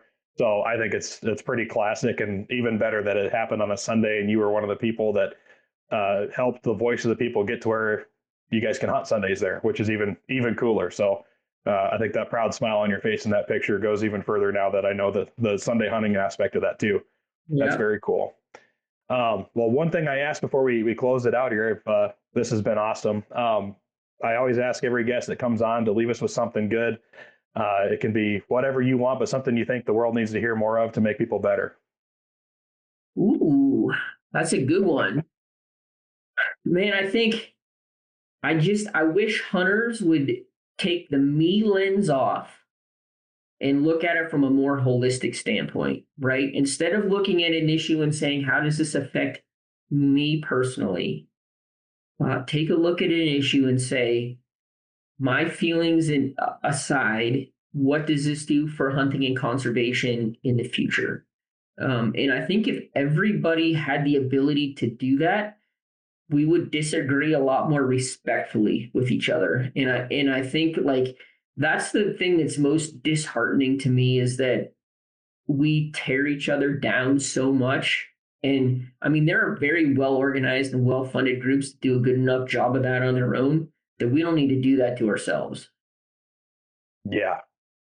No, 100%. I love that. And I think I like how you led that. Take the mean lens off. I think the more narrow your focus is on yourself, or what personally affects you personally, and less of, how does this affect the big picture? And again, kind of leaning back on what your guys' goal is on the commission, what's going to make the biggest impact for the most amount of hunters in the best possible way. If people could just, pull that me lens off or the mean lens off and say, hey, like, because I think when you do disagree, if you both had that same common ground of like, ultimately for the longest amount of our generations in the future, what's going to ultimately make if we put in almost an eternal focus on things, and how does this affect the major like long-term impact all the time? It's like, even if you do disagree, because most of the time you're probably going to disagree on those short-term decisions. I don't know how many of us will actually disagree on the long-term stuff, because if the goal is to have hunting around as long as possible and have sustainable game populations, maybe there's a few other elements to throw in there, but that's probably the core of it. Like, how do we do that? And then still go out and enjoy the resource now, because, you'll still get to. It's just a matter of like, how do you manage big picture versus small picture? But yeah, you definitely have to take that short-term and personal lens off to do that. I love that. That's awesome. Well, very cool. Well, is there anything else you've got for us, or any other places? So if they want to come find the game commission, or I don't want to necessarily have you put your phone number out there if you don't need to. If you're in District 1, I'm sure there's a public resource to find it, but where can people find like who their representative is in Pennsylvania for the Game Commission to contact you guys if they need to? Yeah, sure. So obviously, our pictures, our contact info is all on the Pennsylvania Game Commission website. Folks can find me on Facebook. I'm pretty readily accessible in the social media world. I'll be at the Harrisburg Great Outdoor Show, and travel around to some of those trade shows and work the PGC booth and talk to a lot of hunters, in sportsmen's clubs and things like that. Awesome. Very, very cool. And then if you need your house power washed or your fleet power washed or any awesome Christmas lights installed, copeservices.net. Yeah, that's correct, man. We'd love to come make your house shine and light it up and keep your fleet clean and all that kind of stuff. Heck yeah. That's awesome. And then recommended firearm sounds like the 6mm is your firearm of choice. Hasn't let me down yet. That's awesome. And of course, I hope you rubbed it in when you got home too, that your son didn't go and you smacked a buck on a Sunday at 380 yards. As soon as I got to it. That's awesome. This is what you missed out on here. Yeah. Well, very cool. Well, Kristen, thank you so much for coming on. It's been great catching up with you again. And if you, when you get another deer or anything else you want to come on and talk about in the future, maybe we can dive deep on just a Pennsylvania issue one sometime or something in the future too. Love to have you back on. Awesome. Thanks, Aaron. It's been a pleasure. And phone line's open anytime for you as well. Heck yeah. Well, sounds good. Well, thank you so much, man. We'll talk to you later. Yep. All right. Bye. Bye. So there you have it, guys. That was Kristen Kopehafer, kind of a long tongue twister last name there. So sorry if I butchered it again, Kristen, but always good catching up with you, lady, and awesome buck. Congratulations on that awesome story. You've got me wanting to go out to Pennsylvania and shoot a buck in the hills or mountains of Pennsylvania. I've had the opportunity once to go up there and hunt with a buddy. Had an awesome hunt, had some cool stuff happen, a lot of laughs, and just really, really cool country if you've never been out to that part of the world, man. So congrats. And I've always got a soft spot in my heart for long range shooting as well. 380 yards, on that buck, man. That's no slouch shot. And congrats and good job getting a good rest and settling in and making the shot count, man. And you got a bunch of venison to put in the freezer. So congrats, Kristen, on that. Be sure to go check out copeservices.net as well if you need your house washed, your mobile fleet washed, or even some new Christmas lights installed. I love that she's got her own business going on since she stepped away from some of the other organizations full time and doing what she's doing now and being on that PA Game Commission, man. What an honor to serve the future and present of what it is to hunt in Pennsylvania and serve her fellow sportsmen, and especially serve the outdoors heritage that she is a huge part of and that she likes to enjoy herself. I think that's so amazing. So pat on the back, girl, for that. Again, that's so cool. So yeah, be sure to go check out that kind of stuff. If you have anything and you are from PA and you're listening to this and you've got some stuff you want to bring to the concern, go to the Game Commission website and you can actually look up her information there to contact her directly and make sure that your voice is heard. That's the best thing we can do. I like what she said for her something good, man. She goes, for hunters, we need to take the me lens off.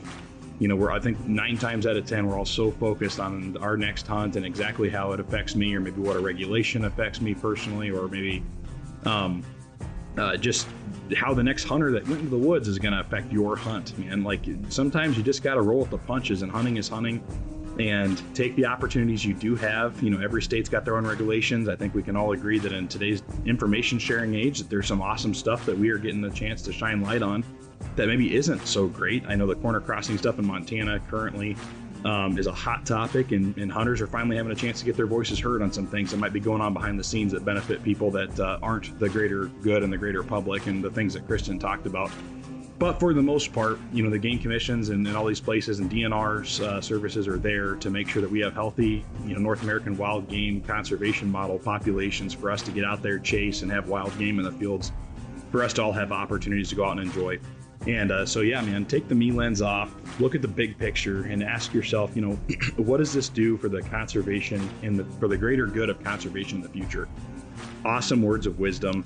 And yeah, man, I just really don't think she could have said that any better. And it really reminds me of Galatians 6, 9, and 10. And it says, so let's not get tired of doing what is good.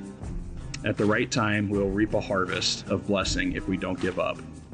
Therefore, whenever we have an opportunity, we should do good to everyone, especially those in the family of faith. She mentioned in there too that, we as hunters and fishermen have a great way of tearing each other down if it doesn't, quote unquote, look great, or isn't the way we would do it or the way I would do it.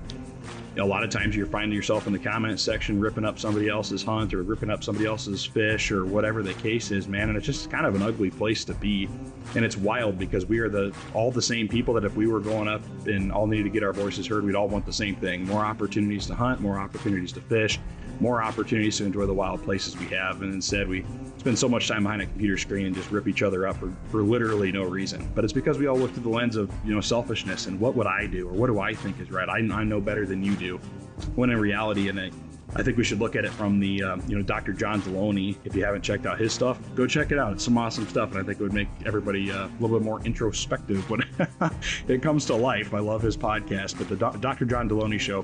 But he says it all the time. It's do the next right thing, and I think if you're gonna walk into the woods and you see another car parked at the trailhead, do the next right thing. Or if you see that dude that shot a buck maybe and it's not the size that you thought it should be, do the next right thing. Either keep scrolling or maybe post a positive comment this time, or really do the next best thing and put your voice out there for people, places like the Game Commission here in Pennsylvania, and get a group of your hunting buddies together that all are like-minded. Go to a bar, grab a pint, talk about what you wish the hunting stuff would look like in your state, and then go take it to the next commission meeting or go take it to the next DNR meeting, man. That's how you get things done. We got to realize that we all have more in common than we do not in common. And that's, again, what this Prayin and Slayin community is all about, man. It's just realizing we're all human. We're all here to serve God, and we're all here to serve our purpose here on earth. And it's a very short time. So the more time we spend dinking around, tearing each other up, or being selfish, or looking at everything through a me lens, we're going to miss so much more and so much more opportunity than we are if we look at everything for the greater good of what we want to serve and what God created here, and how can we get it as close to intentionally designed as possible, which means unlimited hunting opportunities for everybody, baby. So let's go out there and chase that. Kristen, man, congrats again on an awesome buck. Again, I'm fired up. I can't wait to get out into the field this fall and maybe into some hills and some new country here in Alabama, and maybe get myself a long range shot. So with that, guys, go do something good for somebody today. And I'm going to leave you with that. So as always, keep praying and slaying.